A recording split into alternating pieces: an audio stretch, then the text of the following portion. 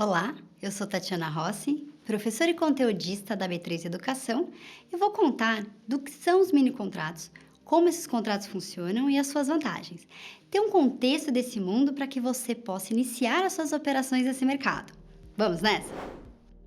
Bom, lá no módulo 1 foi falado o que são os derivativos, mas acho que vale reforçar que os contratos futuros são derivativos.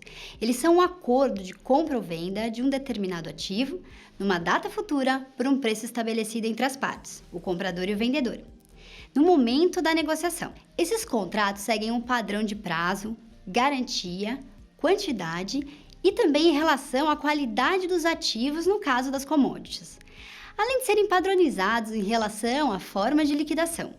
Aqui vale um gancho. A forma de liquidação na grande maioria dos contratos é financeira, ou seja, pela diferença. Mas para alguns contratos também pode haver a entrega física. Mas calma, que isso a gente vai detalhar para vocês lá na frente. O grande contexto das operações dos contratos futuros surgiu da necessidade de proteção, a famosa operação de hedge. Mas quando a gente opera os mercados futuros, na verdade, a gente está operando as cotações futuras dos ativos, os preços futuros desses ativos, seja para proteger, seja para especular uma potencial tendência de alta ou de baixa, dependendo de qual é a nossa intenção. Uma grande curiosidade desse mercado de futuro é que muitos atribuem o surgimento da especulação nesse mercado a Tales de Mileto, isso mesmo, filósofo. A gente pode considerar que ele foi o primeiro especulador de derivativos futuros da história. Ele previu que em um determinado ano, isso ainda antes de Cristo, haveria uma grande colheita de azeitonas. Como ele não tinha dinheiro para investir no plantio das azeitonas, ele reservou todos os depósitos de azeitonas que havia na cidade de Mileto. Na sequência, ele procurou todos os donos das prensas utilizadas para extrair o óleo das azeitonas, o famoso azeite, e celebrou com eles um contrato de utilização futura dessas prensas. Os donos dos depósitos e das prensas, por sua vez, aceitaram fechar aquele negócio, porque assim eles ficariam também protegidos de deixar ocioso os seus espaços, os seus equipamentos, e de repente se a colheita não fosse boa. Com isso, Tales fechou o ciclo de produção futura desse ativo. E não é que deu certo? A colheita de azeitonas bombou naquele ano, e o Tales sublocou os depósitos e as prensas, ou seja, ele repassou aqueles contratos celebrados de utilização pelo preço que ele quis, lucrando bastante com isso. O que ele fez foi nada mais do que vender a sua posição por um preço maior do que ele já tinha pago lá atrás. Assim como a história de Tales de Mileto, temos outros exemplos na história da humanidade na construção dos derivativos. Por exemplo, a criação dos recibos de arroz no Japão feudal, que deram origem aos contratos de termo, ou a história da bolha das tulipas, a tulipomania, que também pode ser considerada um embrião dos contratos futuros.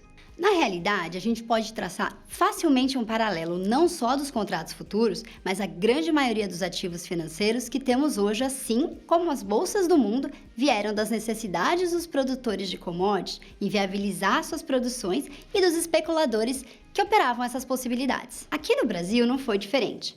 A primeira bolsa que a gente teve foi criada em 1890 por Emílio Rangel Pestana. Ele foi, entre muitas outras coisas, um negociante de capitais. Ou seja, a gente pode considerar que ele também era um especulador. Ele criou um escritório de intermediação que negociava títulos, ações, operações imobiliárias, tudo isso já via pregão. E por consequência disso, criou a primeira bolsa do Brasil. Mas essa história é muito legal, eu vou contar para vocês em detalhes lá na frente. Voltando aos contratos futuros, precisamos falar de dois específicos: os contratos futuros de índice e os de dólar, pois esses são os contratos que originam os minis. Os contratos de índice são baseados no índice Bovespa, o índice de referência da B3, a Bolsa do Brasil, que é também o índice de referência da performance da grande maioria dos produtos de renda variável, ou seja, o benchmark desses produtos. Já os contratos de dólar têm sua cotação atrelada à taxa de câmbio do dólar americano, o dólar spot, mais uma taxa de juros naquele período. Na próxima aula, vamos entender as características dos contratos cheios dos minis, tanto do índice quanto do dólar. Pessoal, agora que a gente terminou a primeira aula, eu vou responder algumas perguntas que possivelmente vão surgir sobre o conteúdo que a gente abordou.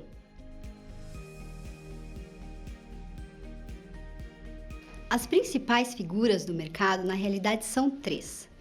É o hedger, o especulador e o arbitrador. O hedger, na verdade, ele busca a proteção da sua carteira, a proteção da sua safra, a proteção de uma entrega futura. Já o especulador, a gente precisa, na verdade, desmistificar um pouco da figura dele, tá? E tirar essa impressão pejorativa. O especulador ele é muito importante porque ele dá liquidez para os mercados.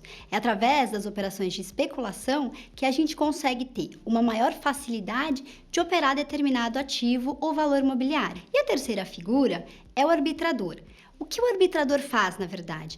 Ele procura discrepâncias dentro dos mercados. Então, ele procura buscar uma ação que está um pouco mais espredada em relação a outra, ou então um título com vencimento futuro, que essa diferença ela não está ao par do mercado, e trazer isso para valor presente. Esses três compõem o mercado financeiro e faz com que a gente consiga fazer as operações do nosso dia a dia. Os benchmarks são geralmente índices de referência para medição de como é a performance ou de determinado título ou de uma carteira composta de vários títulos. Os principais benchmarks que a gente tem são o índice Ibovespa, quando a gente está falando de valores imobiliários e de renda variável. A gente tem o DI, que é o principal benchmark para medição de retorno das posições em renda fixa. E fora isso, a gente tem outros índices, por exemplo, como o IMAB, que mede a performance dos títulos que são atrelados à inflação em relação à movimentação das carteiras.